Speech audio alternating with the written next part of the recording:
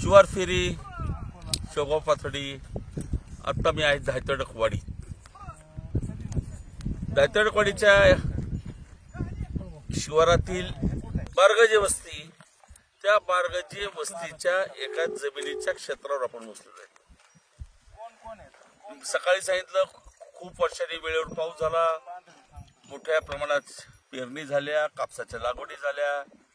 बऱ्याच वर्षांनी आमच्या भागात मूग, तूर, उडीद ही पिकं दिसायला लागलीत. आपण सकाळी कोळपणी बघितली कारेगावमध्ये, आता आपण बघतोय ती खुरपणी. माझ्या शहरातल्या मित्रांसाठी मी व्हिडिओ करत असतो की कशा प्रकारे शेती होते आणि शेतीचे टप्पे कसे असतात. एकदा आपण बघितलं होतं काही एक महिन्यापूर्वी पेरणी करताना ती पेरलेलं उगवणं सकाळी आपण कारेगावात पाहिलं, ती कोळपणी चालू होती. आता ही चाललेली खुरपणी बघितलं आपण. हे शेतामध्ये नको असलेलं गवत आहे, ज्याला आम्ही जंगली गवत, रानटी गवत, की जे ह्या गवताचा काहीच उपयोग नाही. आणि हे जर गवत वेळोवेळी आपण बघता, आता इथं बघितलं, हे मुख्य पीक आहे, त्या पिकाच्या वरती नको असलेलं गवत आहे. आणि या नको असलेल्या गवतामुळं मुख्य पिकाला ते मारक असतं.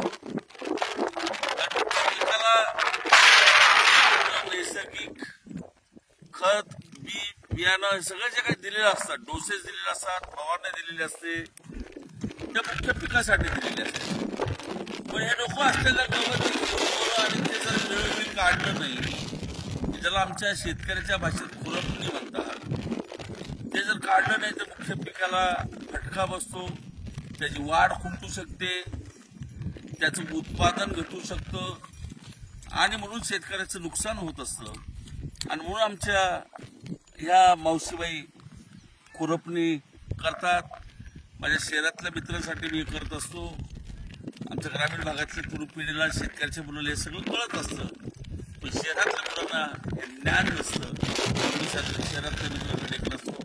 हे खुरपणं, ह्याला खुरपं म्हणतात. ह्या खुरपाला एक दांडा आहे लाकडाचा, ही लोखंडी सळई आहे आणि त्याला असं वक्र भागात टोकदार बनवलेलं आहे. आणि त्याच्यातनं असं सतत करत राहिलं की जे मुळापासून गवत आहे, की जे आता आपण बघतो, हे जर असं आमच्या मावशीने केलं, हे संपूर्ण निघालं. शेतकऱ्याची मेहनत ही सतत चाललेली असते, सगळ्यांना सुट्टी असते. माझ्या शेतकऱ्या भावाला, माझ्या शेतकऱ्याच्या बहिणीला, मातेला सुट्टी नसते.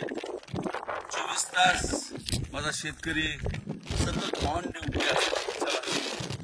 ऑन ड्युटी असताना 24 तास अविरत सेवेत असताना या देशाचा तो अन्नदाता म्हणून ओळखला जातो. त्या अन्नदातालाच पुरेसं सरकार द्यायला अपयशी ठरतं.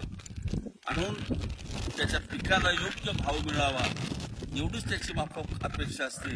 कारण मी नेहमीच सांगतो, त्यांनी पिकवलेल्या मालात त्याचा घाम देखील पडलेला असतो आणि त्याच्या घामाचा मोबदला किफायतशीर मिळाला पाहिजे, एवढंच त्याचं म्हणणं असतं.